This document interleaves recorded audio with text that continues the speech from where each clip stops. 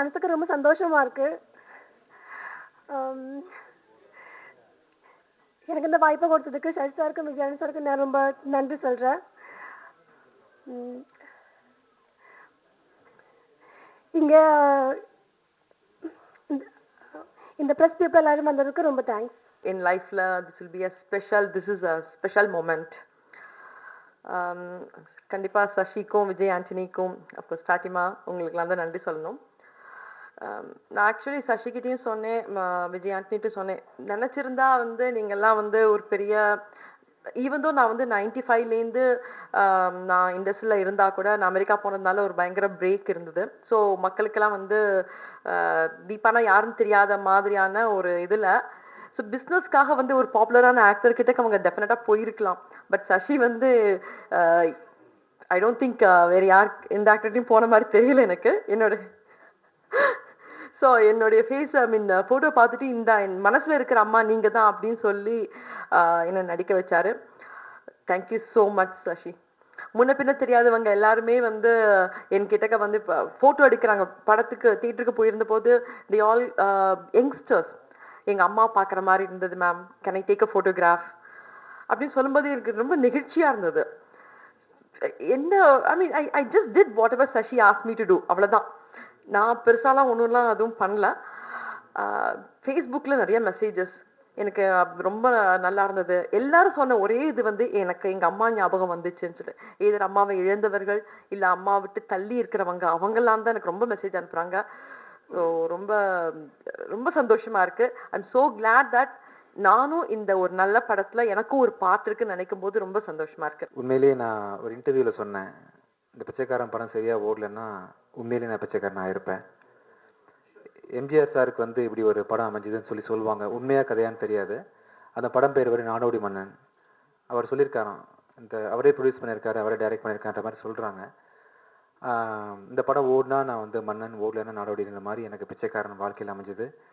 பிச்சைக்காரனை காப்பாற்றிட்டீங்க sir. Thank you sir. Thank you so much sir. நான் எந்த புகழோ எந்த ஒரு பாராட்டும் எனக்கு வந்தாலும் அப்படியே நான் ஃபார்வர்ட் பண்ணி உங்கள்கிட்ட கொடுத்துட்றேன் சார். எனக்கு கிடையாது. இந்த இந்த இந்த படத்தில் நல்லா நடிச்சேன்னு யார்டா சொல்லிட்டாலும், மியூசிக் பண்ணிட்டேன்னு சொல்லிட்டாலும், என்ன சொல்லிட்டாலும், இப்போ நல்ல கதை எல்லாத்துக்கும் காரணம் வந்து சசி சார் தான். கதை தான் ஹீரோ எப்போவுமே. இன்னைக்குன்னு இல்லை, எந்த படத்துலையுமே கதை தான் ஹீரோ. அந்த கதையை உருவாக்குறதுக்கு ஒரு வாரம் ஒரு லைன் யோசித்தோம் அப்படின்ற மாதிரிலாம் இல்லை. இந்த கதையை உருவாக்குறதுக்கு சார் வந்து கிட்டத்தட்ட எனக்கு தெரிஞ்சு குறைஞ்சது 2 வருஷம் ஒர்க் பண்ணியிருக்கணும். அதனால தான் சார் 2 வருஷத்துக்கு ஒரு படம் பண்ணுறாங்க. ஒரு 700 நாள் நைட் அவர் எப்படி திங்க் பண்ணுவார்னு எனக்கு தெரியும். ஆக்சுவலாக ரொம்ப கஷ்டப்பட்டு இந்த கதையை எடுத்திருக்கீங்க சார்.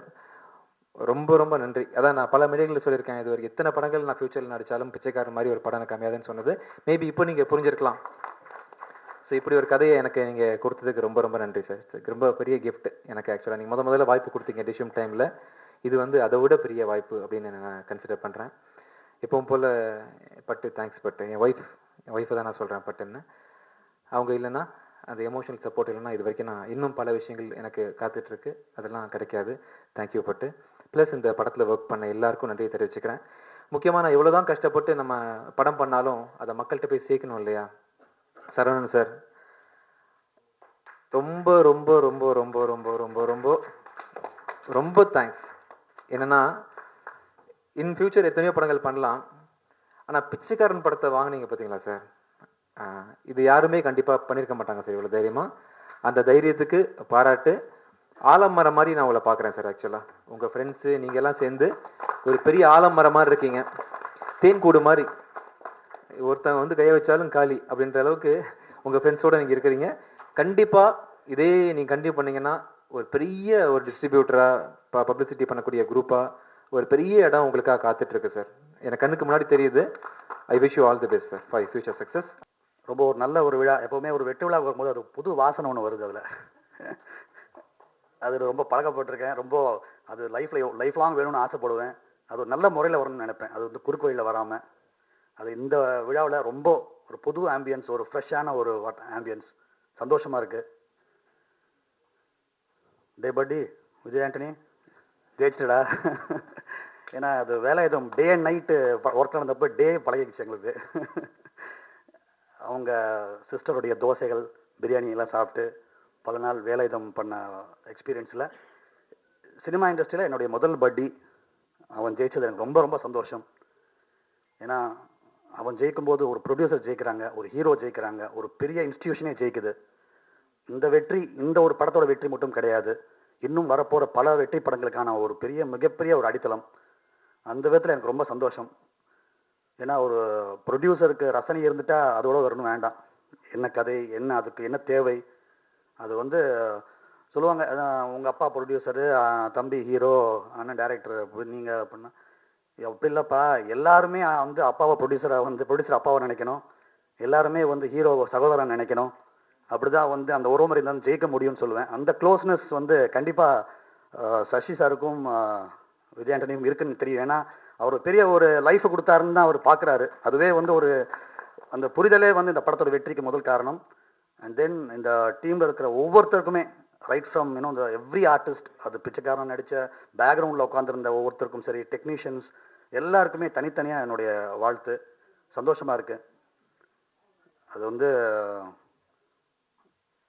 சசி பசியோட பண்ண ஒரு படமாக தெரியுது, அதனால அந்த ருசி கூடுதலாகவே இருக்கு. உண்மையிலே ரொம்ப சந்தோஷமா இருக்கு. ஏன்னா எனக்கு தெரியும் ஒரு பாயிண்ட் வரணும், முழு வெற்றி, ஒரு கம்ப்ளீட் வெற்றி, அது வர்றது ஒரு சந்தோஷமே வேற தான். அது எல்லாரும் சொல்லுவோம், நண்பர்கள் சொல்லுவாங்க, குடும்பம் சொல்லும், தனித்தனியா சொல்லுவாங்க, ஆனா ஒட்டு மொத்தமா சேர்ந்து ஒரு நாள் சொல்லுவாங்க இல்லையா, அது வந்து தனி சந்தோஷம். அது சார் நம்ம இண்டஸ்ட்ரி சார், அவ்வளவுதான் கலக்குவோம் சார். ரொம்ப சந்தோஷம். இதுல வந்து நம்ம ஒரு மிகப்பெரிய பாடம் வந்து இதோட ஒரு கத்துக்க வேண்டிய விஷயம் இருக்கு. முதல் டீம் ஒர்க் எல்லாமே தாண்டி இந்த மூட நம்பிக்கை, அந்த டைட்டில் பிரச்சனை, இந்த சென்டிமெண்ட் கொஞ்சம் தயவு செஞ்சு இந்த படத்தோடய அட்லீஸ்ட் தள்ளி வைப்போமே. இது ஒரு முத்தாய்ப்பா அமைஞ்சு போச்சு, இதை விட யாரும் ரிஸ்க் எடுக்க மாட்டாங்க.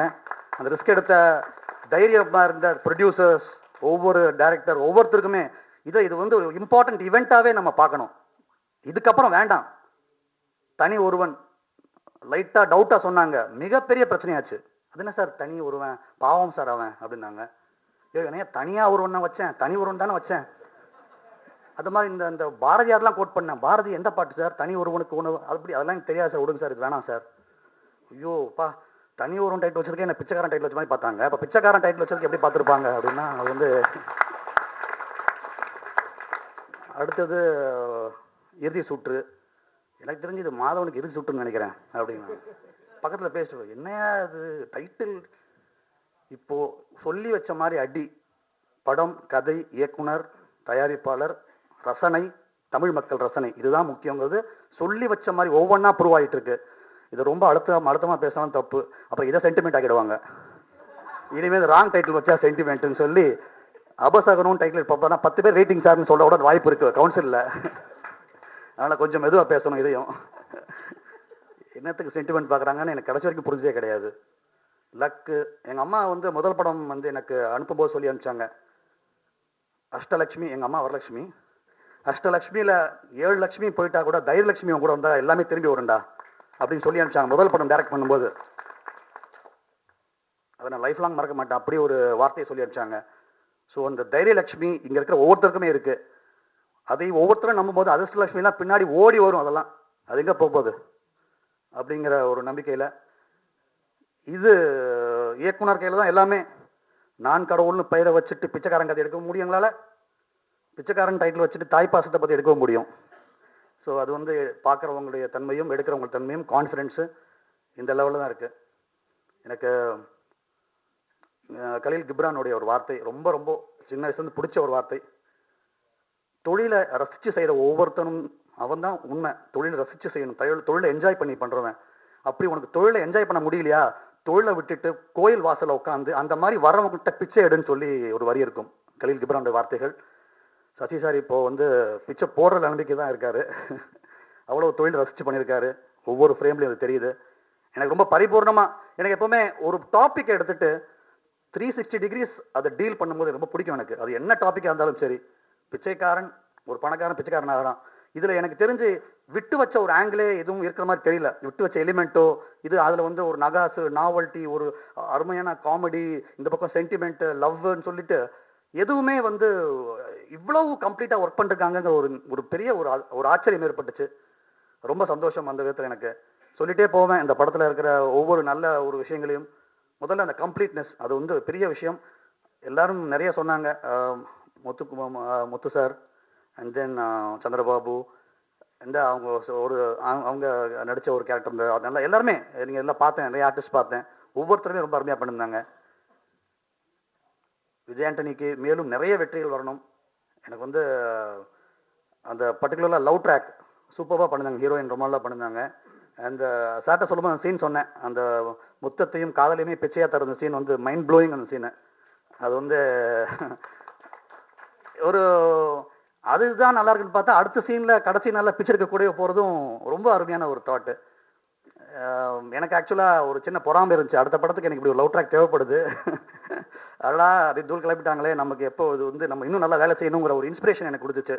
நான் ரொம்ப நாளைக்கு அப்புறம் ஒரு பிச்சைக்காரன் படம் தான் நான் பார்த்தேன், அது வந்து விஜய் ஆண்டனிக்காக முதல்ல, அண்ட் சசி சாருக்காக. சசி சார் தனி ஒருவன் ஃபோன் பண்ணி எனக்கு பார்த்துட்டு ஃபோன் பண்ணது லைஃப்பில் மறக்க முடியாத ஒரு ஃபோன் கால் அது.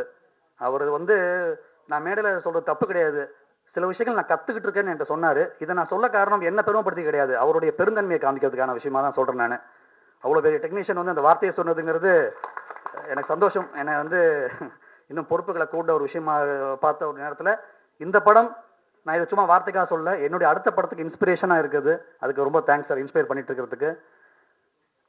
தீபா ராமானுஜம் லாஸ்ட் ஃபிலிமில் ஒரு கேரக்டர் பண்ண வேண்டியது மிஸ் ஆகிடுச்சு, அண்ட் லைக் நல்லது நினைக்கிறேன். அது இவ்வளோ நல்ல ஒரு ஓப்பனிங். ஏன்னா எனக்கு அப்படியே லாஸ்ட்டில் பெட்டில் உட்காந்து பேசும்போது குமரன் சன் ஆஃப் மகாலட்சுமி அப்படியே ஞாபகம் வருது எனக்கு, அப்படியே அந்த எமோஷன். ஏன்னா எல்லாம் லைஃப்பில் மறக்கவே முடியாத எமோஷன் அது. அம்மா சாகாதம்மான்னு சொல்லி அவன் சாகும்போது வேறு வழியே இல்லாமல் நான் அண்ணனா தம்பிக்கிட்ட சொன்னேன், நம்ம அம்மா நினச்சக்கூடாது நடிக்கிறேன்னு சொல்லி சொன்னேன். நான் வழியே இல்லை, நடிப்பாங்க வந்தாகணும், அது செஞ்சுதான் ஆகணும், அப்படியே கொட்டு. நான் அப்படியே விஜயாண்டி தான் நினைச்சான்னு தெரியாது, அவ்வளோ அருமையாக பண்ணியிருக்கான். ரொம்ப மொத்த யூனிட்டுக்கு என்னுடைய வேண்டுகோளையும் முன்ன வச்சுக்கிட்டு, உழைப்பை வந்து நாம செய்ய முடியும், அதிர்ஷ்டத்தை நம்ம செய்ய முடியாது, நம்மளால எதை செய்ய முடியுமோ அதை நம்பிட்டு எதை செய்ய முடியாத நம்பாம விட்டா ரொம்ப நல்லதுன்னு நினைக்கிறேன். அந்த விதத்தில் மீண்டும் ஒவ்வொருத்தருக்கும் மனப்பூர்வமாக பாராட்டு பண்ணிட்டு, இந்த இண்டஸ்ட்ரிக்கு நிறைய வெற்றிகள் இதே மாதிரி வரணும், ஒவ்வொரு வாரமும் வெற்றி விழா நடக்கணும். விஜய் ஆண்டனி ஒரு பெரிய கேம்பஸாக காம்பவுண்டாக ஃபார்ம் ஆகிட்டான். So lot of responsibilities, all the best you. இந்த கதையை வந்து சசி சார் வந்து எனக்கு வந்து படம் பண்ணுறதுக்கு முன்னாடி அமதிஸ்டில் உட்காந்து இந்த கதையை சொன்னார். அடையார் பார்க் ஷெட்டருக்கு ஆப்போசிட்டில். லிங்கு ஃப்ரீயாக இருக்கீங்களா, ஒரு 1.5 மணி நேரம் நான் ஒரு கதை சொல்லணும்னு சொல்லிட்டு டீட்டெயிலாக ஒரு 2 மணி நேரம் இருக்கும் மொத்த கதையை நான் கேட்டேன். அப்போது இந்த படத்தை என்னால் வந்து அந்த நேரத்தில் நம்மளுக்கு நிறைய கமிட்மெண்ட்ஸ் 6-7 படம் இருந்ததுனால கம்பெனியில் பண்ண முடியல. கதை கேட்டு முடித்தோடனே எனக்கு தோணுது வந்து என்னென்னா, இந்த கதை ஒரு அந்த சாமியார் வந்து இந்த மாதிரி ஒரு 48 நாள் அந்த ஒரு டைம் சொல்கிறார் இல்லையா, அதை அந்த பேஸை நம்பிட்டாங்கன்னு சொன்னால், அதை நம்ப வச்சுட்டா மொத்த படமும் நின்றுரும், அதுதான் ஆதாரமாக எனக்கு தெரியுது, அதை நம்ப வைக்கிறதுக்கு என்ன பண்ணுமோ பண்ணுங்க சார்னு சொல்லியிருந்தேன். படம் பார்க்குறதுக்கு முன்னாடி நான் படம் வந்து 1 வாரம் கழிச்சு தான் நான் பார்த்தேன். நான் ஊர்லேருந்து வந்த பிறகு பாம்பேலேருந்து வந்தேன். எப்பெல்லாம் நான் பாம்பேலேருந்து வந்தப்போ டிரைவர்லேருந்து ஆரம்பித்து நம்ம அசிஸ்டன்ட்லேருந்து எல்லாமே ஃபோன் பண்ணி இந்த ஒரு படத்தை பற்றி பேசுகிறாங்களோ, அந்த படம்லாம் வந்து என்னென்னா மிக சிறப்பாக தான் சமீபத்தில் இருந்திருக்கு. நான் பாம்பேலேருந்து வந்தவுடனே ஃபஸ்ட்டு வந்து சமீபத்தில் வந்து தனி ஒருவன் வந்து ஒரு சீன் மிச்சம் வைக்கல, எல்லா சீனுமே சொல்லி முடிச்சிட்டாங்க படம் போகிறதுக்கு முன்னாடி. ஒரு படம் நல்ல படம்னு சொன்னால் அது எந்த அளவு இருக்குன்னா, ஒரு ஷூட்டிங் ஸ்பாட்டில் வெவ்வேறு வேலையில் வெவ்வேறு இடங்களில் இருக்கிறவங்களுக்கு எல்லாருக்குமே போய் ரீச் ஆகிடும். அது நம்ம அது சொல்கிறதுக்கு நம்ம வந்து எப்படி இருக்குன்னு கேட்கவே தேவையில்லை. ஏறினவுடனே டிரைவர் ஃபஸ்ட் சொன்னான், சார் பிச்சைக்காரன் படம் பற்றி எல்லாமே பேசுகிறாங்க சார், ரொம்ப நல்லா இருக்கு சொன்னாங்க. சசி ஜெயிக்கிறதுங்கிறது நானே ஜெயித்த மாதிரி. ஏன்னா எங்கள் டீமில் வந்து ரொம்ப முக்கியமாக வந்து நான் அசிஸ்டன்ட்டாக இருந்த பிறந்தே நான் வந்து சொல்லாமலே படம் பார்த்துருக்கேன். நாங்கள் மதிக்கக்கூடிய ரசனையான நிதானமான ஒரு ரிதமேட்டிக்கான ஒரு தகுதியான ஒரு கவிதையான என்னென்ன சொல்லிகிட்டே போயிட்டே இருக்கலாம். அப்படி ஒரு சசி சார், அவருக்கு வந்து இப்படி ஒரு வெற்றி கிடைக்கும், இப்படி ஒரு சரியான ஒரு படம் கண்டிப்பாக செய்வார்னு நம்பிக்கை எல்லாருக்குமே இருந்துச்சு எங்கள் சர்க்கிளில். ஏன்னா தேவையான சரியான வெற்றி வந்து தகுதியான வெற்றி ஒரு சிலருக்கு போய் கொஞ்சம் லேட்டாக தான் கிடைக்குது. அவரை விட தகுதிக்கு குறைவான ஒரு சிலர் கூட அவரை விட தாண்டி வேற இடத்துல ஓடி இருக்காங்க. நான் அவரை பர்சனலாக எனக்கு நல்லா தெரியும். ஏன் இன்னும் கரெக்டாக அமைய மாட்டேங்குதுன்னு ஒரு பெரிய ஒரு எனக்கே அந்த ஏக்கம் இருக்கும். சசி சார் கரெக்டாக அமைய மாட்டேங்குது, சரியாக வந்து அவருடைய தகுதி தகுந்த ஒரு வெற்றி வரலையே நினச்சிட்டே இருப்பேன். இந்த படம் நம்ம மோகன்ராஜா சொன்ன மாதிரி ஒரு ஸ்கிரிப்டை எடுத்துக்கிட்டு முழுமையா அதோடைய இடுக்கு எங்கேயுமே விடாம அதோடைய டயலாக் சைட்லேருந்து ஆரம்பிச்சு மிச்சம் வச்சுட்டாங்கடான்னு நம்ம சொல்றதுக்கு எதுவுமே இருக்காது. ஒரு படம் பார்த்து முடிச்சு வந்ததுக்கு பிறகு அப்படியே வந்து கொஞ்சம் கொஞ்சமா வந்து மேலே எலும்பி வந்துட்டே இருக்கும். அந்த படத்தோடைய டயலாக்கு, அந்த சீனு எல்லாமே கொஞ்சம் கொஞ்சமா ஞாபகம் வரும். நான் படம் பார்த்து முடிச்சு சசி சாருக்கு பேசி முடிச்சதுக்கு பிறகும் இன்னொரு 1/2 மணி நேரம் பேசலாமே, இன்னும் கொஞ்ச நேரம் சொல்லியிருக்கலாமேன்னு தோன்ற அளவுல தான் இருந்துச்சு. நான் சொல்லிட்டேன் மேக்சிமம். இருந்தாலுமே எனக்கு வந்து திரும்பி திரும்பி சொல்லணும் போல தோணுச்சு. நைட் தூங்கி எந்திரிச்சதுக்கு பிறகு மறுபடியும் வந்து ஒரு சில டயலாக்லாம் ஞாபகம் வருது, ஒரு சில ஷார்ட் ஞாபகம் வருது. அப்புறம் மறுநாள் நான் ஃபோன் பண்ணேன். சார் ஓடிக்கிட்டே இருந்தவன் டப்புன்னு வந்து ஒரு டிக் பண்ணிட்டு போனான் பார்த்தீங்களா சார், நாளை வந்து அது வந்து எனக்கு வந்து பிஜிடிவி படத்தில் வந்து அந்த டாக்டராக இருந்த ஒரு ஆள் இந்த பிரிஸ்கிரிப்ஷனை மாற்றி எழுதி வச்சுட்டு போவான், அது ஞாபகம் வந்து சார். அதே மாதிரி டயலாக் வைஸாக வந்து டோட்டலாக ஒரு சின்ன சின்ன ஒர்க்கு கூட வந்து ஒரு செல்ஃபி எடுத்துட்டு இருக்கப்ப பின்னாடி ஒரு பிச்சைக்காரன் இருக்கான், கொஞ்சம் நவுந்து உட்காருன்னு சொல்கிறான், அந்த இடமா இருக்கட்டும். ஒரு கதைக்குள்ளேயே ஒரு ரைட்ரு ஒரு ஒரு முழுமையாக ஒரு ஒரு லவ் பண்ணுற மாதிரி 24 மணி நேரம் அந்த பொண்ணை பற்றியே நினச்சிட்டு இருப்பான் லவ் பண்ணுறவன். ஒரு ஞானி வந்து கடவுளை நோக்கி நினச்சிட்டு இருக்க மாதிரி, ஒரு திருடன் கண்ணுக்கு போலீஸ் கண்ணுக்கு திருடன் தெரிகிற மாதிரி முழுமையா அந்த கதைக்குள்ள மட்டுமே இருந்தா மட்டும்தான் ஒருத்தரால இவ்வளவு தூரத்துக்கு அதை வந்து பண்ண முடியும். சசி சார் வந்து நான் இந்த படத்துல வந்த மிக முக்கியமான டயலாக் எல்லாமே ஒரு ஏர்லி மார்னிங் தனிமையில கண்டிப்பா எழுதியிருக்கணும்னு தோணுது. அவ்வளவு அப்படியே குத்தி அந்த ஸ்கிரீனை மட்டுமே நம்ம வந்து உத்து அப்படியே வந்து கூர்மையா கவனிக்கிற அளவுக்கு பல இடங்கள்ல அற்புதமான டயலாக் இருந்துச்சு. அந்த அம்மா கிட்ட கடைசியில வந்து பிச்சையா கேட்குறமா அப்படி சொல்லி கேட்குற அந்த இடமா இருக்கட்டும், சரி கடைசியில் என்ன பிச்சையா எடுத்துட போறான் அது சொல்லிட்டு இந்த பொண்ணு சொல்ற இடமா இருக்கட்டும், ஒரு முடிவு இருந்துச்சுன்னு நினைச்சுக்கோ சொல்லிட்டு சொல்ற அந்த வார்த்தைக்கு அர்த்தம் நம்ம நேரடியா சொல்ல முடியாம கரெக்டா அந்த அந்த வேர்டு பல டயலாக்ஸ் வந்து படம் முழுக்கவே ரொம்ப டயலாக் பர்டிகுலரா. அப்புறம் இரத்த கண்ணீருக்கு பிறகு, குறத்தி மகளுக்கு பிறகு ஒரு சில கதைகள் தான் வந்து என்னன்னா தமிழ் சினிமாவுக்கு ரொம்ப புதுசா பெக்குலியரா அப்படியே வந்து தைரியமா ஹேண்டில் பண்றக்கூடிய ஒரு சில ஸ்கிரிப்ட் இருக்கும். எனக்கு தெரிஞ்சு இப்படி ஒரு கதையை எடுக்கிறதுக்குன்னு ஒரு தைரியம் வேணும், பிச்சைக்காரன் டைட்டில் வைக்கிறதுக்கு ஒரு தைரியம் வேணும். அந்த ஒரு சில சீக்வன்ஸ் எல்லாம் என்னன்னா, நான் படம் பார்க்கறதுக்கு முன்னாடியே அசின்னு சொல்லிட்டாங்க, அந்த பிச்சைக்காரனா இருந்த ஸ்ட்ரெயிட் நரேஷன் வேற, இது வந்து வேற மாதிரியும் ட்ரீட் பண்ணலாம். ஆனா இந்த கதையை இப்ப நேரடியா அவர் சொல்லாமலே எப்படி பண்ணாரோ அதே மாதிரியான ஒரு ட்ரீட்மெண்ட் தான் இந்த கதையும்.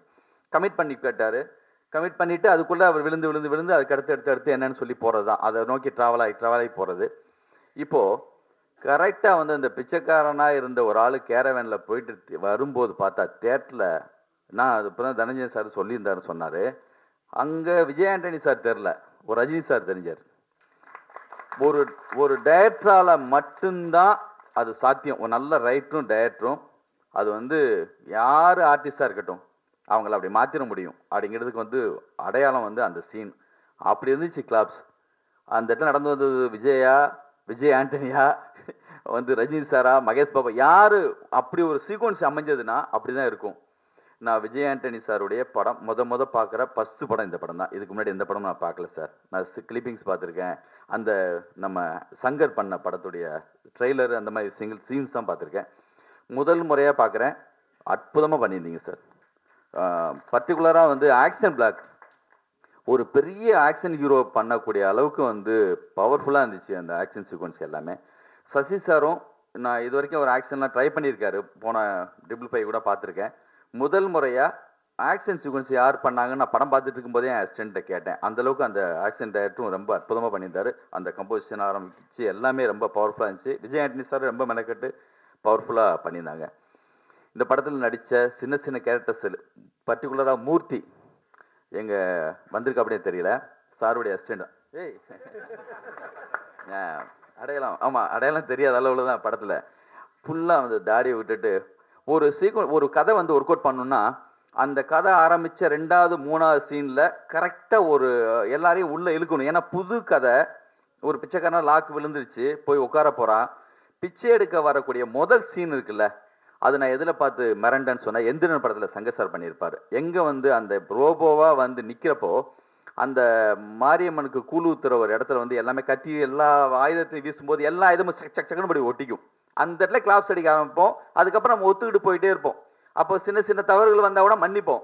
அது மாதிரி ஒரு சீக்வன்ஸ் வந்து ஒர்க் அவுட் ஆகணும், அவனை உள்ள இழுக்கணும், அவனை சிரிக்க வச்சோ இல்லைன்னா வந்து சின்னதாக பிரமிக்க வச்சோ நம்ம வந்து ஒரு மிரட்ட வேண்டியது இருக்கும். அப்படி மிரட்டின ஒரு இடம் வந்து பிச்சை எடுக்க வந்தப்ப கல்லாப்பட்டி மாதிரி தூக்கி வச்சு உட்கார கல்லாப்பட்டியில உட்கார்ற அது சொல்லி கண்டினியூ பஞ்சு, அந்த சீனு முழுக்கவே கிளாப்ஸ். நடிகனுக்கு வந்து மேக்கப் போட்டு அவன் அழகாவாயிட்டான், கொஞ்சம் நம்மளுக்கே பழகிடுயா. அந்த சீன்ல கிளாப்ஸ் அடிக்க ஆரம்பிச்சவங்க அப்படி அக்செப்ட் பண்ண ஆரம்பிச்சாங்க. அப்பதான் ஸ்கிரிப்டை அப்படி கண்டினியூவா நிறைய இடங்கள்ல கொஞ்சம் கொஞ்சமா அப்படியே வந்து மாபெரும் சவால் இந்த படத்துடைய ஸ்கிரீன் பிளேங்கிறதும் டயலாக்குங்கிறதும் நம்ப வைக்கிறதுங்கிறதும். சசாருக்கே வந்து எப்படியுமே இந்த மாதிரி ரிஸ்கியான ஒரு ஸ்கிரிப்ட் எடுத்து ஒர்க் பண்றதுல அவருக்கே அவரே பர்சனலா வந்து என்னன்னா நம்பிக்கைன்னா முழுசா நம்பணும்னு ஒரு டயலாக் கூட படத்துல இருக்கும். வேற ஒரு படத்துல சமுத்திரகனி படம் நினைக்கிறேன், முள்ள பிடிச்சா கூட முழுசா பிடிக்கணும்டான ஒரு வார்த்தை எனக்கு ரொம்ப பிடிச்ச டயலாக்.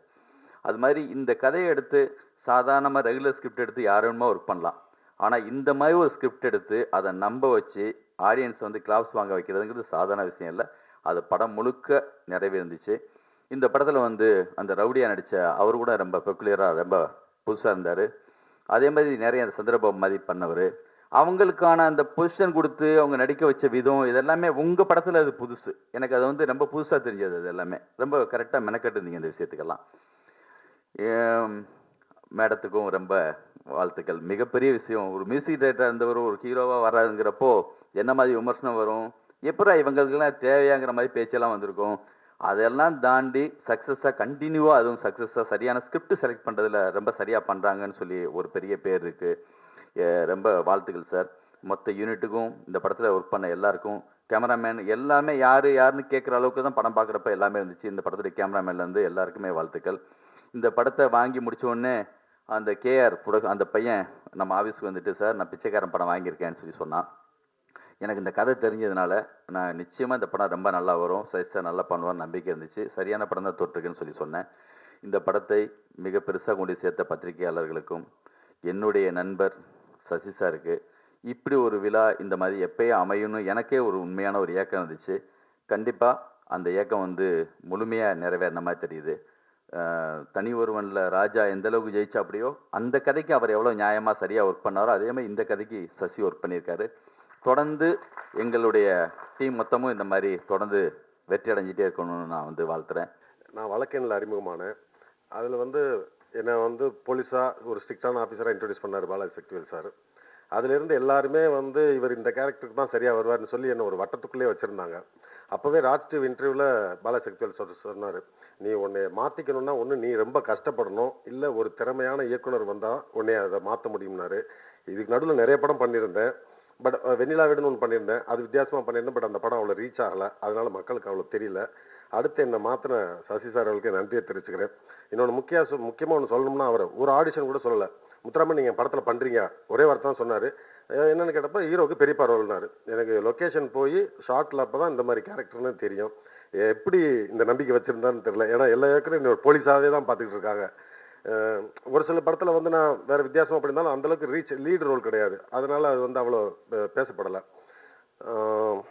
இந்த படம் ரிலீஸ் ஆனதுக்கப்புறம் 2வது நாள் வந்து நான் ஒரு தேசிய விருது வாங்கின இயக்குனர் படத்தில் ஒன்று பண்ணியிருக்கேன், சின்ன ரோல். அவரோட கோ டைரக்டர் எனக்கு ஃபோன் பண்ணார், சார் நாங்கள் உங்களை தப்பாக வந்து சின்ன ரோலில் யூஸ் பண்ணிட்டோம், நெக்ஸ்ட் படத்தில் உங்களை நல்ல ரோலில் பண்ணுறோன்னாரு. அதை வாய்ப்பு கொடுத்தது சசிக்கு நன்றியை தெரிவிச்சுக்கிறேன். எனக்கு மேடையில் உள்ள இயக்குனர்கள்லாம் என்னோட ஒரிஜினல் குணம் நிறைய இயக்குனர்கள் தெரியும். சசி சார், லிங்குசாமி சார், சரவண சுப்பையா, மூர்த்தி, ஸ்டான்லி, இவங்க எல்லாருக்குமே என்னோட ஒரிஜினல் கேரக்டர் என்னன்னு தெரியும். இவங்கெல்லாம் எனக்கு 15-25 வருஷமாக பழக்கம். ஒன்றும் பெஸ்ட்டு காமெடியன் நான் இருக்கிற இடம் அவ்வளோ கலகலகலன்னு இருக்கும். பட் வந்து என்னை சினிமாவில் வந்து அப்படியே டோட்டல் வில்லனாக வச்சுருக்கிறாங்க. எனக்கு அந்த காமெடி பண்ணுற வாய்ப்பு கிடச்சிச்சுன்னா இன்னும் பிரமாதமாக பண்ணுவேன். பிச்சைக்காரன் இந்த படம் வந்து ஆடியோ ரிலீஸ்லேருந்து இந்த ஸ்டேஜ், அதுக்கு முன்னாடி ப்ரீ ப்ரொடக்ஷனில் டிஸ்கஷன்லேருந்து இது வரைக்குமே சசியுடைய ஒவ்வொரு மூமெண்ட்டையும் பார்த்துட்டு தான் இருக்கோம். ஸ்டான்லி சொன்ன மாதிரி அவருக்கு இது ஒரு புதிய வெற்றி இல்லை, இதுக்கு முன்னாடி வெற்றி இலக்கை எல்லாம் தொட்டிருக்காரு. ஆனால் இந்த இலக்கு எந்த விதத்தில் ஒரு நிறைவான வெற்றியை கொடுத்துருக்கு அப்படின்னு சொன்னோம்னா, அதுக்காக மட்டும் நான் ஒரு 2 நிமிஷம் பேசணும் அப்படின்னு நினைக்கிறேன். சொல்லாமலே ஒரு முதல் பட இயக்குனர் வீரியமா அவரால் எவ்வளவு எஃபோர்ட் இருக்குமோ அவ்வளோத்தையும் கொடுத்துடலாம். ஆனால் அதுக்கப்புறம் ஒவ்வொரு படத்துக்கும், இது வந்து விஜய் ஆண்டனி வந்து இன்டர்வியூல பேசிட்டு இருக்கப்ப சொல்றாரு, சசியால எப்படி சார் ஒவ்வொரு படத்துக்கும் மறுபடியும் பறக்க முடியுது புதுசா அப்படின்னு. அதுதான் உண்மை. அவர் ஒவ்வொரு படத்துக்கும் தன்னை மாத்திக்கிறாரு. அதனுடைய ஒரு வெளிப்பாடு தான் பிச்சைக்காரனுடைய ஒரு வெற்றி. நான் இங்க ஒரு பத்திரிகையாளர்கள்லாம் இருக்காங்க, கஸ்டோர் அறிந்த இந்த சபையில் ஒரு சில விஷயங்கள் வந்து இந்த பிச்சைக்காரன் படத்தை பற்றி ஷேர் பண்ணணும் அப்படின்னு நினைக்கிறேன். திருக்குறள் வந்து ஒரு விஷயம் சொல்லியிருக்கிறாங்க, ஈன்றாள் பசிக்காண்பானாயினும் செய்யற்க சான்றோர் பழிக்கும் வினை. அதாவது எந்த ஒரு சூழ்நிலையிலையும் தன்னுடைய தாய் அவளுக்கு வந்து ஒரு வருத்தமும் நிமித்தமும் அல்லது பசியும் துன்பமும் ஏற்பட்டால் கூட ஒரு மகன் அந்த சான்றோர்கள் சொல்லக்கூடிய இழிவான செயலான திருட்டு, பொய், பிச்சை இது மூன்றையும் செய்யக்கூடாது அப்படிங்கிறது அந்த குறளுடைய கண்டென்ட். இந்த கண்டென்ட்டுக்கு முன்னாடி சற்று குறளை பார்த்தோம்னா, தந்தை மகன் காற்றும் நன்றி அவையத்து முந்தி இருப்ப செயல், மகன் தந்தை காற்றும் நன்றி இவன் தந்தை என்னோற்றான் கொண்டு எனும் சொல். இது நம்ம பார்த்திருக்கோம். ஈன்ற பொழுதினில் பெரிதுவோக்கும் தன் மகனை சான்றோன கேட்ட தாய். தான் பெத்த அந்த சமயத்தை விட அவன் ஒரு சபையில வந்து இவன் வந்து சான்றோர்கள் அறிந்த சபையில் மதிக்கத்தக்க மனிதனாக மாறும் பொழுது அந்த வயிறு அதை விட பல மடங்கு குளிர்ச்சி அடையுது அப்படிங்கிறது அந்த குறளுடைய அர்த்தம். அப்பேற்பட்ட குறள் சொல்லுது எந்த சூழ்நிலையிலும் பிச்சை எடுக்க கூடாதுன்னு. ஆனால் இதுவரைக்கும் தமிழ் சினிமா காலம் காலமாக பார்த்து கொண்டு வந்த ஒரு அருமையான சென்டிமெண்ட் வந்து மதர் சென்டிமெண்ட். இது நான் வந்து எனக்கு தெரிஞ்ச அனுபவத்தில் சொல்லணும்னா, நீதிக்கு தலைவனுக்கு புரட்சி தலைவர் படத்திலிருந்து சொல்லலாம். அந்த படத்திலிருந்து நமக்கு ரஜினிகாந்தனுடைய தம்பிக்கு எந்த ஒரு இப்படி ஒரு வகையை கொண்டு வரலாம். அதாவது ஒரு பணக்காரனாக இருப்பவன் சந்தர்ப்ப சூழ்நிலையால் ஏழையாக மாறுகிறான். அதை தொடர்ந்து அவன் வாழ்க்கையில என்ன மாதிரியான திருப்பங்கள் ஏற்படுது, finally he become rich man. இது நம்ம பார்த்து பழகிய ஒரு கண்டென்ட். 1991 வந்து இதை ஒட்டி ஒரு ஆங்கில படம் கூட நம்ம வந்து பார்த்துருக்கிறோம், லைஃப் ஸ்டிங்ஸ் அப்படின்னு ஒரு படம் கூட பார்த்துருக்கிறோம். அந்த படத்திலேருந்து இந்த படத்தை வந்து சசி எந்த இடத்துல நகர்த்திருக்காரு மாத்தி அப்படிங்கிறது தான் எனக்கு ரொம்ப ஆச்சரியமாக இருக்கு. தமிழ் சினிமாவின் தவிர்க்க முடியாத பிரம்மாக்களில் பாலு மகேந்திரா, பாலா போன்றவர்களுக்கு நிரந்தரமான பக்கங்கள் இங்கே இருக்கின்றன. அதில் 2 படங்கள் எச்சில் இரவுகள் மற்றும் நான் கடவுள். இந்த இரண்டுமே எதை அடித்தளமாக கொண்டிருக்கிறது என்று சொன்னால் பிச்சைக்காரர்களுடைய வாழ்வு நிலையை. ஆனால் அந்த ஒரு வாழ்வு நிலையினுடைய இன்னொரு யதார்த்த பக்கத்தையும் அந்த யதார்த்தத்துக்குள் இருக்கக்கூடிய நிதர்சனங்களையும் வெறும் அந்த வாடும் பகுதியை மட்டும் காமிக்காம அவங்களுக்குள்ள இருக்கிற பிலாசபி லைக் மூர்த்தி கேரக்டர் இது எல்லாத்தையும் எடுத்து காண்பிக்கிற அந்த காண்பிக்கப்பட்ட அந்த விதம் 1. 2 வந்து விஜய் ஆண்டனியுடைய எக்ஸாகரேஷன் இல்லாத ஆக்டிங். அதாவது எங்கேயுமே நடிப்பு அப்படிங்கிறத சொல்ல முடியாத அளவுக்கு அவருடைய ஓப்பனிங்ல இருந்து ஒரு பிளேசர் மாட்டி நடந்து வர்றது இல்லை. ஏன்னா நாங்க ரிவ்யூக்காக அந்த படத்தை வந்து தியேட்டர்ல பாக்குறோம், ரிவ்யூஸ்க்கு ஒரு பெரிய ஜூரிஸோட உட்காந்து டிஸ்கஸ் பண்றோம். அப்ப எல்லாருமே ரொம்ப ஆச்சரியப்பட்டும் சிலாகிச்சும் பேசின விஷயங்களை இந்த சபையில இப்போ பாயிண்ட் அவுட் பண்றது ரொம்ப நல்லா இருக்கும் அப்படின்னு நான் நினைக்கிறேன். இந்த படத்தினுடைய ஓப்பனிங்ல ஒரு வரியில நமக்கு எல்லாருக்குமே தெரிஞ்சதுதான், பிறக்கிற பொழுதே ஒரு கோடீஸ்வரனாக ஒருத்தர் பிறக்கிறாரு, தாய்க்காக பிச்சை எடுக்கிறாரு. ஃபைனலா வந்து அந்த பிச்சைக்கார உலகத்திற்குள் போன பிறகு அவங்களுடைய நிழல் வாழ்க்கை மட்டுமில்லாமல் அங்க நடக்கக்கூடிய சமூகத்திற்கு புறம்பான சில விஷயங்களையும் ஒருவன் தட்டி கேட்கிறான் அப்படிங்கிற ஒரு மாஸ் ஹீரோவுக்கான எல்லா விஷயங்களும் உள்ள இருக்கு. ஆனா இதையெல்லாம் தாண்டி ஒரு கமர்ஷியல் ஜானருக்குள்ள இந்த படம் போனா கூட படம் முழுக்க ஆங்காங்கே எங்கேயாவது அந்த ஸ்கிரீன் பிளே போர் அடிக்குமோ நினைக்கிறப்போ அந்த தாய் சென்டிமெண்ட், ஏக்நாத்துடைய அந்த வரிகள், 100 தெய்வங்கள் இருந்தாலும் தாயை போல வருமா. இந்த பாட்டு வந்து உண்மையிலேயே சொல்றாங்க, நீதிக்கு தலைவனுங்களை இந்த பச்சை கிளிக்கு ஒரு பாட்டை நம்ம கேட்டிருப்போம், மன்னன் படத்துல அம்மாவென்று அறியாத அந்த பாட்டை கேட்டிருப்போம். அதன் பிறகு இந்த பாடலை கேட்கிறப்ப வர்ற அந்த செஸ் பைன், அந்த இதய வலிதான் இந்த படத்தினுடைய வெற்றி. படம் பார்க்கிற அந்த சராசரி ரசிகன் படம் பார்த்து கொண்டிருக்கும் 5வது நிமிடம் இது என் தாயை பற்றியது அப்படின்ற ஒரு சிந்தனையை கொடுத்திருப்பதான் சசியுடைய ஒரு மாபெரும் வெற்றி அப்படின்னு நினைக்கிறேன். இன்னைக்கு ஒரு பக்கம் வியாபாரம், இன்னொரு பக்கம் மேற்கத்திய கலாச்சாரம், 2 பக்கமும் வந்து சினிமா வந்து வேற ஒரு தளத்துல போய்கிட்டு இருக்கிறப்போ இப்படி ஒரு நிதர்சனமான படத்தை எடுக்கணும் அப்படின்னு நினைச்ச தயாரிப்பாளரான அவங்க மிஸ்ஸஸ் விஜய் ஆண்டனி அவர்களுக்கு, ஃபாத்திமா விஜய்க்கு வந்து கண்டிப்பாக இந்த இடத்துல வந்து ஒரு நல்ல நன்றியை நாங்க சொல்ல கடமைப்பட்டிருக்கோம். நிறைய யங்ஸ்டர்ஸ் வந்து இந்த என்டையர் க்ரூ வந்து மோட்டிவேட் பண்ணியிருக்கிறாங்க. இந்த படத்தினுடைய கதாநாயகியாக நடிச்சிருக்கிறவங்க சேத்தனா டேட்டஸா இருக்கட்டும், அல்லது அம்மாவா பண்ணியிருக்கிற தீபாவாக இருக்கட்டும், வில்லனா பண்ணியிருக்கிற முத்துராமன் மற்றும் மூர்த்தி, நிறைய க்ரூ, எனக்கு பேர் சொல்ல முடியாத ஒவ்வொருத்தவங்களுடைய கதாபாத்திரமும் ஒரு விதமாக சித்தரிக்கப்பட்டிருக்கு. எல்லாமே ஒரு கோட்ல வந்து அழகா கொண்டு வந்து ஜாயின் பண்ணிட்டாரு. லைக் அந்த எண்ட் எபிசோட்ஸ்ல கடைசி ஒரு 10 நிமிஷம் படம் பார்க்கிறப்ப நமக்குள்ள ஏற்படுற சின்ன படபடப்பு, இந்த பிரச்சனைகளை எப்படி ஒரு சால்வ் பண்ண போறாருன்னு தனஞ்சயன் சார் சொன்ன மாதிரி உண்மையிலேயே ஒரு சூப்பர் ஸ்டார் படத்துக்கான அப்ளாஸ் வந்து செகண்ட் ஹாஃப்ல விஜய் ஆண்டனி வந்து அந்த கேரவனை நோக்கி வாக் பண்ணி வர்றப்போ அந்த ஸ்டைலிஷ்ல வந்து அப்படி ஒரு அப்ளாஸ் கிடைக்குது. சோ இன்னைக்கு ஒரு 3வது வெற்றியை வந்து ஒரு கதாநாயகன் தொட்டிருக்கிறாரு. இதுக்கு எல்லாம் காரணம் வந்து கதை.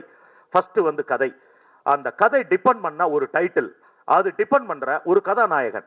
அது டிபெண்ட் பண்ற ஐட்டம்ஸ் இது எல்லாமே இருக்கிறப்போ இந்த டைட்டில் சென்டிமெண்ட் அல்லது லோக்கல் சென்டிமெண்ட் இதையெல்லாம் மீறிய ஒரு விஷயம் வந்து உள்ள ஃபோக்கஸ் ஆயிருக்கு. சினிமாவில் வந்து நிறைய கஷ்ட நஷ்டங்கள் எல்லாமே இருக்கும் அந்த ரிலீஸ்க்கு முன்னாடி. அது எல்லாமே அந்த வெற்றியில பறந்து போயிருவாங்கல்ல, எனக்கு எல்லாம் பறந்துருச்சு சார். இதுக்கு வந்து இது நம்ம இவர் சக்தி சொன்ன மாதிரி இது வந்து ஃபர்ஸ்ட் ஃபர்ஸ்ட் நானும் சக்தி R&D பண்ணும்போது உண்மையிலே என் கூட இருந்து இன்னைக்கு இந்த நிமிஷம் மத்தியானம் ஒரு இப்போ சாயங்காலம் வரைக்கும் எனக்கு அந்த பண விஷயத்துல இருக்கட்டும் ஃபுல் சப்போர்ட் பண்ண என் நண்பன் தேவா எங்க இருக்கீங்க, வேலை வாங்க.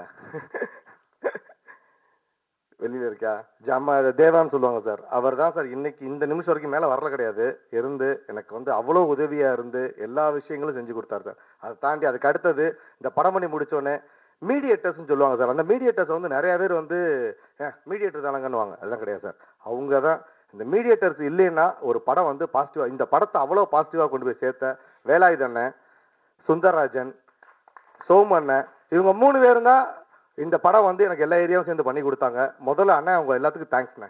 என்னன்னா அவங்களும் இந்த படத்துல மிகப்பெரிய ஒரு பார்ட். என்னன்னா இங்க இது திருநெல்வேலியில் உட்காந்து டிஸ்ட்ரிபியூட்டர் இருந்து அவங்க கூட தான் கேட்பாங்க, என்ன ஏன் படம் எப்படியா இருக்கு, அதை ஒன்றும் இல்லைன்னு நீங்க பேர் அது வாங்கிடாதீங்க ரோட்டுக்கு வந்துடுவீங்கன்னுவாங்க.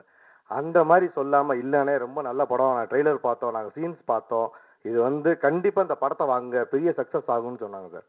அதுக்கு அடுத்தது அவங்க போய் கொடுத்தது தான் டிஸ்ட்ரிபியூட்டர்ஸ். அதுக்கப்புறம் ஃபர்ஸ்ட் வந்த மணிகண்டன் அண்ணன், அதுக்கப்புறம் TK பாலாஜி, அடுத்தது சேலம் நந்தா, கோயம்புத்தூர் 5 ஸ்டார் செந்தில் அண்ணன், சிட்டி பண்ண ஜா சினிமாஸ், செங்கல்பட்டு பண்ண ஆரோ மகேஷ், நார்த் சவுத்து பண்ண ஸ்ரீகாந்த் சார். இவங்க எல்லா பேருமே அவங்க எனக்கு ரிலீஸ்க்கு அடுத்த நாள் கூட சொன்னாங்க, ஆனா சரவணா நீ ஒன்னு சொன்ன இந்த படத்தை கண்டிப்பா ப்ரொமோஷன் சைட்லையும் எல்லா சைட்லையும் நிப்பாட்டி நாங்கள் கொடுப்போம்னு சொன்னோம். அதே மாதிரி நிப்பாட்டி கொடுத்துட்டு சரவணா.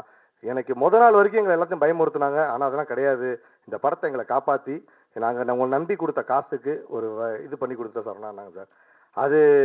அதனால வந்து அவங்களுக்கு என்னோட தேங்க்ஸ். அதுக்கு அடுத்தது எப்படி சொல்றேன்னா சார், எங்க அம்மா அப்பா என் மனைவி, நான் வீட்டுக்கு போய் 30-40 நாள் ஆச்சு சார். நான் போகவே இல்லை, ட்ரெஸ் எல்லாம் எடுத்துட்டு வந்து நான் ஆஃபீஸ்ல வச்சுட்டு ஆஃபீஸ்லேயே தான் தூங்கிட்டு இந்த படத்துக்காண்டி வேலை பார்த்தேன். சத்தியமா வேற எந்த ஒரு இதுவுமே இல்லை சார். முழுக்க இந்த படத்துல வெற்றி இது இல்லைன்னா என் வாழ்க்கை போச்சு சார்.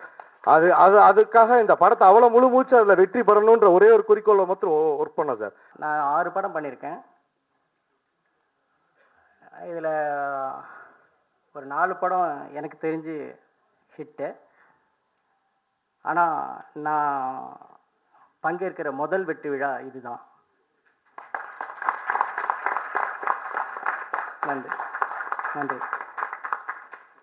அதுக்கு முதற் காரணம்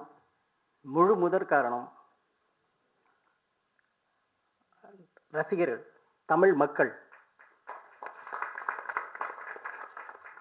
நீ யாரையும் காட்டாதடா, எனக்கு நல்ல கதையை மட்டும் சொல்ல, நல்ல உணர்வை மட்டும் கொடுறா உனக்கு, எனக்கு நான் உனக்கு கொண்டாடுறேன்டா அப்படின்னு சொல்ற மக்கள் தமிழ் மக்கள் மட்டுமே. எனக்கு கடைசி உதாரணம் வந்து விசாரணை மாதிரி ஒரு படத்தை இவ்வளவு நாள் ஓட்டக்கூடிய தன்மை வந்து உலகத்துல எந்த மக்களுக்குமே கிடையாதுங்க. அவ்வளவு இன்டென்ஸ்டான படத்தை இவ்வளவு ஓடி இருக்கிறது வந்து எனக்கு பயங்கர ஆச்சரியம் கொடுத்தது. அப்பதான் உண்மையாலுமே எனக்கு தைரியம் வந்துச்சு. இருந்தாலுமே அந்த ரிலீஸ் அன்னைக்கு நான் என்ன ஃபீல் பண்ணேங்க அப்புறம் சொல்றேன். நான் முதல் கடவுள் தமிழ் மக்கள் அனைவருக்கும் என்னுடைய நன்றி. அடுத்தது இந்த மக்கள்கிட்ட கொண்டு போய் சேர்த்துற என்னுடைய பத்திரிகை நண்பர்கள், ஊடக நண்பர்கள், இணையதள நண்பர்கள் அனைவருக்கும் என்னுடைய சிரம் தாழ்ந்த நன்றி.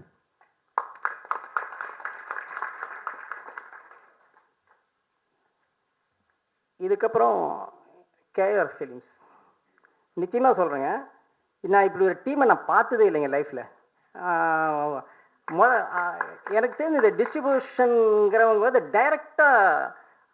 டைரக்டரே வந்து பிடிக்கிறாங்க, அப்படியே பிடிச்சி தள்ளுறாங்க. தள்ளி சார் இது எனக்கு வேணும் சார் எங்கிட்ட ஒர்க் அப்படி வாங்குறாங்க. எனக்கு என்ன ஆச்சரியம், நம்ம படத்தை இப்படி ப்ரொமோட் பண்ணுறது ட்ரை பண்ணுறாங்கல்ல, அது எல்லாமே சின்ன பசங்க.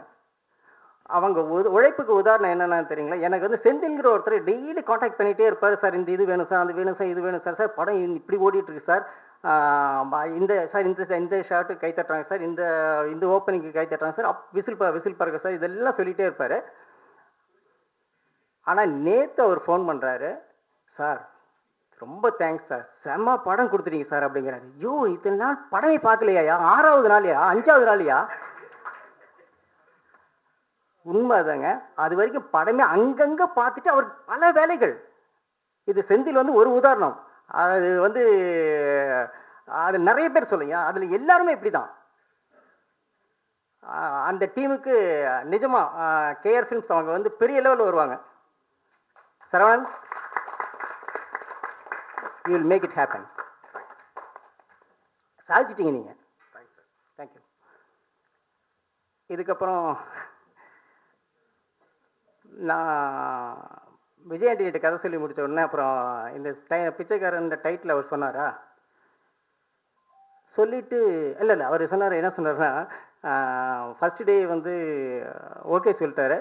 அதுக்கப்புறம் செகண்ட் டே வந்தார். வந்துட்டு ஒரு செக்கை கொண்டு வந்து எங்கள் வீட்டுக்கு வந்தார். வீட்டுக்கு கொடுத்துட்டு சரி காரில் அவருக்கு வெளியே ப்ரொடியூசர் செக் கொடுத்துருக்காரு. சரி கார் வரைக்கும் போகலான்னு சொல்லிட்டு கார் வரைக்கும் போகிறேன் நான். எப்பயுமே அவர் என்ன கார் வரைக்கும் வந்து ஏற்றுவார். ஸோ அந்த ரிட்டர்ன் நன்றியில் வந்து எப்பயும் நான் அந்த மைனஸில் நானும் வருவேன். வந்துட்டு கார் ஏறும்போது காரில் சாஞ்சிக்கிட்டே சொல்கிறாரு, சார் செம்ம டைட்டில் ஒன்று கிடச்சிது சார், பிச்சைக்காரன் சார் அப்படின்னாரு. நான் அப்படியே யோசிக்கிறேன். சார் இதை வந்து என் ஒய்ஃப்கிட்ட சொன்னேன் சார், அவங்க அப்படி கண்ணை திறந்தாங்க சார் அப்படின்னாங்க. நான் வந்து என்னன்னா இந்த செக்கை என்ன பண்ணுறதுன்னு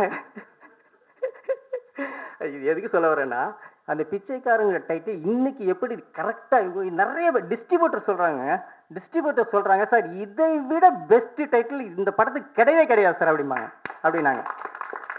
அது வந்து விஜய் ஆண்டனி சொல்றப்ப அவங்க ஒய்ஃப் என்ன பண்றாங்கன்னா கண்ணை மிரட்டி காமிக்கிறாங்க, அதாவது கண்ணை விரிச்சு காமிக்கிறாங்க, செம்ம டைட்டில் அப்படிங்கிற மாதிரி காமிச்சிருக்காங்க. ஸோ அந்த ஹஸ்பண்டோட ஒத்து போற சேம் டேஸ்ட்ல இருக்கிற ஒரு பெண்மணி அவங்க. தேங்க்யூ. விஜய் ஆண்டனி, நான் வந்து இது எப்படி சொல்றதுன்னு தெரியல. நான் முன்னவே சொன்ன மாதிரி தான் என்கிட்ட ஒரு 4-5 கதை இருந்தது. இதில் எந்த கதையை சூஸ் பண்ணி நீங்கள் இதில் ஏதாவது ஒரு கதையை நான் சொல்லி நீங்கள் வந்து இது ஓகே பண்ணியிருந்தீங்க அப்படின்னா நான் இப்போ தேங்க்ஸ் சொல்லியிருக்க மாட்டேன். இப்பயும் தேங்க்ஸ் சொல்லியிருக்க மாட்டேன். ஓகே, ஐம் ப்ரொடியூசர், கரெக்டாக படம் பண்ணார் அப்படிங்கிற ஒரு இதாக இருக்கும். ஆனால் என்னுடைய உணர்வோடு கலந்து நான் ரொம்ப நாளாக பண்ணணும்னு துடிச்சிட்டு இருந்த இந்த கதையை நீங்கள் இந்த கதையை நீங்கள் சூஸ் பண்ணதற்கு, அதை அழகாக நடித்து அழகாக ப்ரொடியூஸ் பண்ணி அழகாக மியூசிக் பண்ணி ஒரு பெரிய வெற்றி படமாக இன்னைக்கு வந்து விஜய் ஆண்டனியை தவிர இந்த கதையில் வேறு யாருமே கரெக்டாக பொருத்தி பார்க்க முடியலடா அப்படின்னு எல்லாரும் சொல்கிறப்ப, மக்கள் வந்து உங்களை அங்கீகரிக்கிறப்ப, என்னதான் வந்து நான் வந்து சொல்லிட்டு இருந்தேன். இப்போ ரீசெண்டாக பேசிட்டு இருந்தேன் சார், கவுண்டமணி சார்கிட்ட வந்து ஒருத்தர் ப்ரொடியூசர் வந்திருக்காரு. வந்துட்டு சார் இது மாதிரி நான் படம் பண்ணுறேன் சார், டேட்டு வேணும். ஓகே டேட்டுன்னு, எவ்வளோ சம்பளம்? இவர் ஏதோ சம்பளம் சொல்லியிருக்காரு, அவர் அவ்வளோ கொடுக்க முடியாது. சரி பரவாயில்ல நீங்கள் போயிட்டு வாங்க அப்படின்னு. அவர் சம்பளம் ஒத்து வரலன்னு சொல்லிட்டு ப்ரொடியூசர் போயிட்டாரு. இதுக்கப்புறம் அந்த கவுண்டமணி சாரோடைய சம்மந்தப்பட்டவங்க இல்லை அந்த கம்பெனி சம்மந்தப்பட்டவங்களும் வந்து சொன்னார், சார் நீங்கள் மிஸ் பண்ணிட்டீங்க சார். கவுண்டமணி சார்கிட்ட சொல்கிறார் அவர், செம்ம கதை சார், அவ்வளோ அற்புதமான கதை சார் அப்படின்னு. போய் நாவல் எழுத சொல்லியா? சினிமாயா இதை? நடிக்கிறது நடிகன் வேணியா? நடிகர்களுக்கு அவ்வளவு முக்கியத்துவம் இருக்கிறது, சரியான நடிகர்களுக்கு. அதை இயக்குநர்கள் உருவாக்கவும் முடியும் ஒன்று. அதே சமயத்தில் சரியான நடிகர்கள் இருந்தால் மட்டுமே தான் நாம் என்ன நினைக்கிறோமோ அது வெளியே வரும். ஸோ என்னுடைய மனசுக்குள் இருந்த உணர்வுகளை சரியான விதத்தில் சரியானபடி வெளிக்கொண்டு வந்த என்னுடைய ஹீரோ விஜய் ஆண்டனிக்கு என்னுடைய மிகப்பெரிய நன்றி.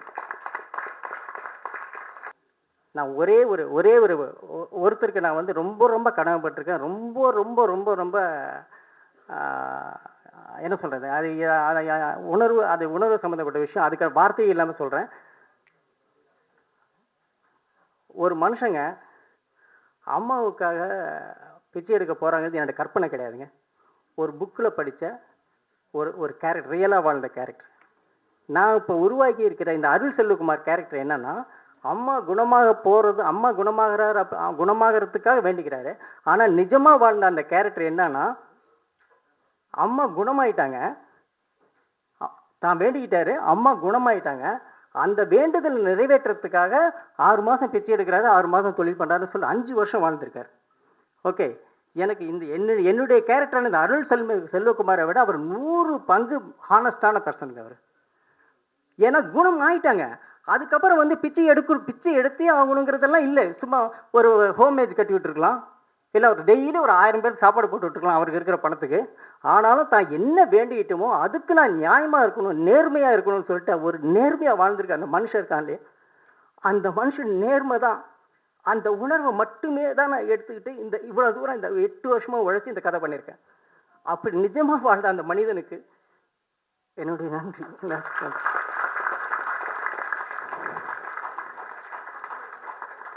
Thank you thank you.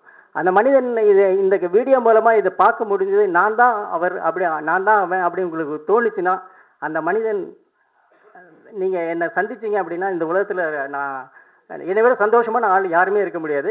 இப்படிப்பட்ட ஒரு ஆத்மா, இப்படிப்பட்ட ஒரு மனுஷன் நான் சந்திக்க விரும்புகிறேன். என்னைக்காவது ஒரு நாள் மீட் பண்ணேன் அப்படின்னா இந்த பிறவி எனக்கு சாபனை அடைஞ்சிரும்.